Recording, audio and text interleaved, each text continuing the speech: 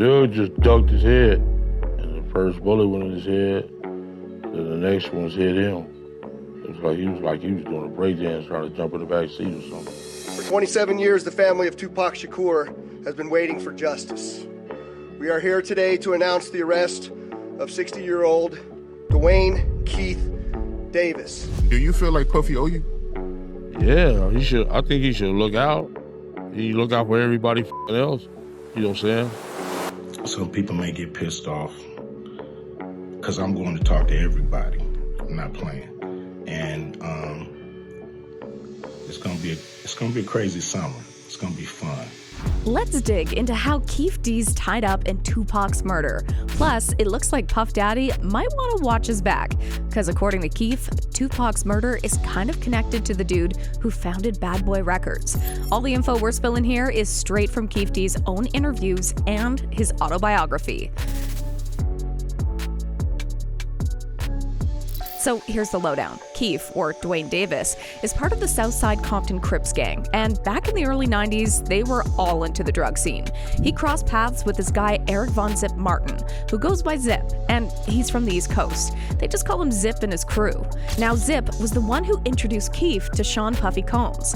At that time, Zip and Puffy were tight. To Keefe, Puffy was just a regular dude trying to make it in the business world. But nowadays, Keefe's got some serious beef with Puffy, and he doesn't hold back, calling him a bastard. Their first meeting was just the beginning. Puffy and Keefe D got back in touch a few months later when they needed to rent a car for Usher's music video, Can He Get With It? Puff copped up $2,400 to Keefe for that ride. Then, in the summer of '95, Zip invited Keefe D to a bash thrown by Puff, known as the Beats Summer Jam. Guess who else was there? Suge Knight. According to Keefe's take on things, Suge was already green with envy over Puffy's success. When Suge asked Keefe how he knew him, he played it cool like everyone else, saying it was through their dealings in the drug game. Then came the most legendary Source Awards event, where Suge Knight dropped the bombshell, declaring, "Anyone that's out there want to be an artist and want to stay a star, don't have to worry about the executive producer trying to be all in the video, all on a record. They actually come to Death Row." These words essentially shattered the friendly relations between Bad Boy Records and Death Row Records. However, the real fireworks went off on September 23rd, 1995, at a party in Atlanta when the two rival labels clashed. Suge Knight confronted Puff Daddy and let physicality do the talking. Keith Murray spilled the beans, claiming that Suge gave Puff a powerful slap, leaving Puffy in a daze. Suge, concerned, asked, "Yo, you all right?" And Puffy was left speechless. Reggie Wright Jr. had a slightly different take on the situation, downplaying the drama a bit. He mentioned that Suge grabbed Puffy by the collar and had a heated exchange with him that night. Nevertheless, this altercation had serious consequences, leading to the tragic murder of Suge Knight's close friend, Big Jake. Big Jake and Suge were tight. They were often seen together, and Suge placed a lot of trust in him. It's hard to pinpoint who was responsible for the murder, but at the time, the media pointed fingers at someone from Bad Boy Records. Following this incident, Puff got a call from someone named Zepp, who requested to speak with Keefe D. Zepp then delivered the message, "Your boy, Big CEO, he's trippin'," clearly aimed at Suge Knight. KVD, Keefe D, mentioned that Puff was so spooked that he hired ex-Navy SEALs equipped with earpieces like CIA agents to stay in the hotel room right next to his suite. As if the tension couldn't get any higher, there was a meeting at a strip club involving Zip, Puff, and eventually Keithy himself.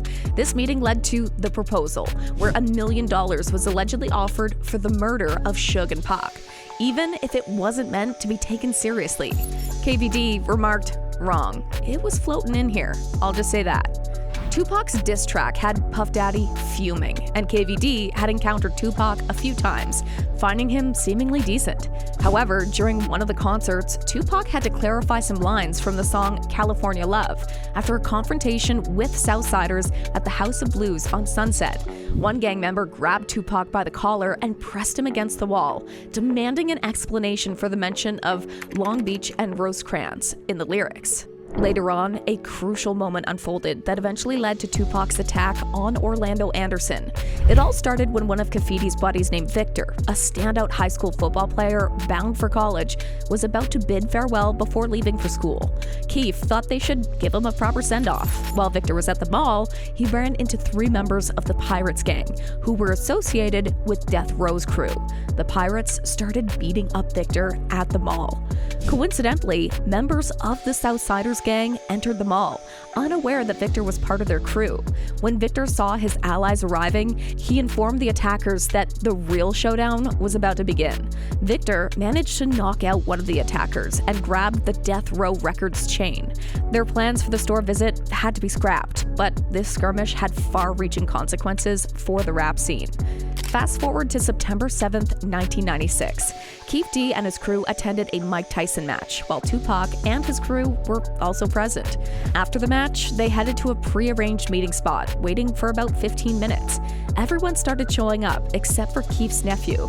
Eventually, they were informed that someone had attacked his nephew. It later emerged that the same guy from the Lakewood Mall incident, whose chain was snatched, was seen walking with Tupac when they spotted Keefe's nephew in the MGM lobby.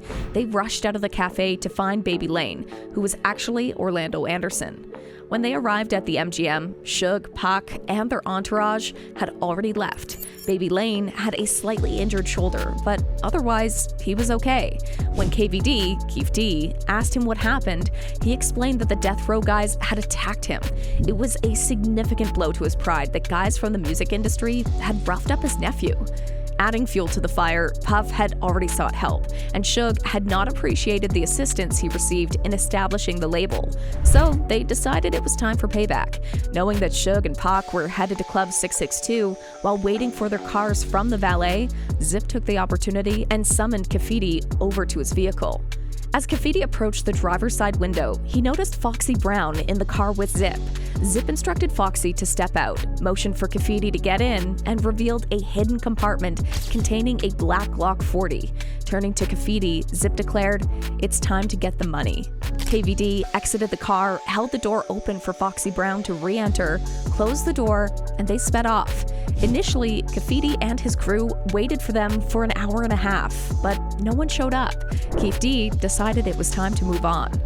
Their next stop was the Carriage House, a Las Vegas hotel where they had rented a few rooms for a laid-back hangout. En route, they made a pit stop at the liquor barn to purchase bottles of Dom Perignon Rosé, and Cristal. As they were en route to the liquor barn, it became apparent that the guys in the van with Davis were anxious that Suge might enlist some of his law enforcement connections to retaliate and possibly eliminate them if they pursued him. This irked Keefe because he couldn't understand why they would start such a confrontation if they were genuinely afraid. So he decided to switch to another guy's white Cadillac to cool off. He retrieved the Glock that Zip had given him and tossed it in the back seat. Bubble Up took the wheel, while Baby Lane and Freaky rode in the back. A few blocks down the road, they were stopped at a traffic light. And guess who pulled up beside them? The Death Row Caravan, with Tupac hanging out the window of a sleek black BMW, waving to his fans. It was only because Pac was hanging out of the car that they noticed him at all. While they were stuck in traffic, they slowly passed the line of luxury vehicles in the Death Row Caravan, scrutinizing each one until they reached the front car and their identified target. Like two stags locking horns, Suge and Keefe D locked eyes with each other. Their gazes met, and the look of terror on Suge's face seemed to say, "Damn, it's them." Pac then brandished a firearm, and chaos erupted. Someone from Davis's group in the backseat grabbed the Glock and started firing back. The first shot grazed Suge's head. There have been stories claiming that Suge hid behind Tupac, but those aren't accurate. Suge was the first to get hit. Suge just ducked his head, and the first bullet went in his head, and the next ones hit him. It was like he was doing a breakdance trying to jump in the back seat or something. After the exchange, they acted as if nothing had occurred. They abandoned the Cadillac, and the gun was stashed in one of the car's wheels. When they returned the next day to retrieve the car, the gun had vanished. Greg Kading, who was investigating the murder, mentioned that after the shootout, Puff Daddy called Keefe D and asked, "Hey man, was that us? Was it, what just happened out there?" Keefe confirmed that it was indeed them. However, the intriguing part is that there's some talk suggesting that Puff had paid Zip $1 million to eliminate Pac, but that the money was never shared with Keefe D. This led to speculations about Puff's involvement in a conspiracy to commit murder, according to the FBI. Responding to these claims, Keefe emphasized that Zip had pocketed that money and everyone had betrayed him. He dismissed the documentary that propagated these unverified claims of nonsense and emphasized that he doesn't entertain such baseless stories. It's also worth noting that Keefe revealed that Suge had paid his nephew $60,000 to testify in court that Suge hadn't attacked him. However, this ultimately didn't help the Death Row Records boss, as Suge was sentenced to 9 years behind bars. Keefe D didn't face murder charges in connection with Tupac Shakur's death until September 29th, which might surprise some. However, his alleged role in the shooting was no secret to law enforcement. Shortly after Tupac's murder, Keefe D, a member of the South Side Crips, was under suspicion, even though no charges were filed at the time. He didn't keep quiet about it either, openly admitting his presence in the car involved in the shooting, not only in multiple interviews, but also his own memoir. In 2018, the BET series Death Row Chronicles featured Keefe D's comments on the shooting, sparking renewed interest from the Las Vegas police. They reevaluated the case and confirmed it was still open. Subsequently, Keefe D was arrested and charged. Lieutenant Jason Johansson explained during a press conference on September 29th that it wasn't until 2018 that the case gained momentum again. This was due to Keefe D's own admissions about his involvement, which he shared with various media outlets. Seen all that shit on the news. Like, damn, I got away. In July 2023, when police searched Keefe D's residence, they seized a copy of his 2019 memoir, Compton Street Legend, co-authored by Yusef Jah. Keefe D initially opened up about his role in the shooting incident to the Los Angeles police back in 2008 as part of a deal for immunity in the PCP ring case. His confession later became public knowledge through the 2011 book titled Murder Rap, authored by Greg Kading, a former detective who worked on the case.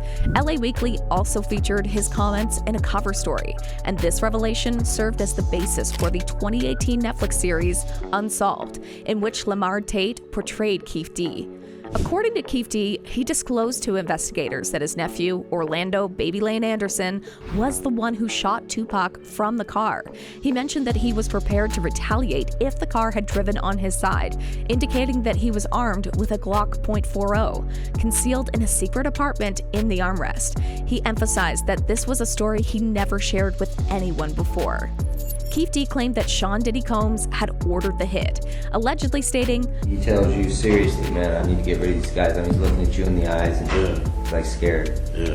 referring to Tupac and Suge Knight. However, Combs strongly denied Keefe D's account, calling it pure fiction and completely ridiculous, as reported by the LA Weekly. Keefe D asserted that Diddy's grudge against Knight began with Knight's infamous diss aimed at the Bad Boy executive during the 1995 Source Awards. Initially, Keefe D suggested that Diddy's target was solely Knight, but later, Tupac became a target as well after releasing Hit 'Em Up, a diss track aimed at the Notorious B.I.G. and Bad Boy.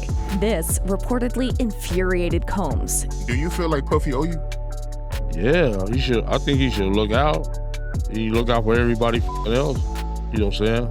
Keefe D alleged that the terms of the hit were discussed at Greenblatt's Deli, where he asked for $1 million to eliminate both Tupac and Knight, saying, "We'll wipe your ass up quick, you know, it's nothing."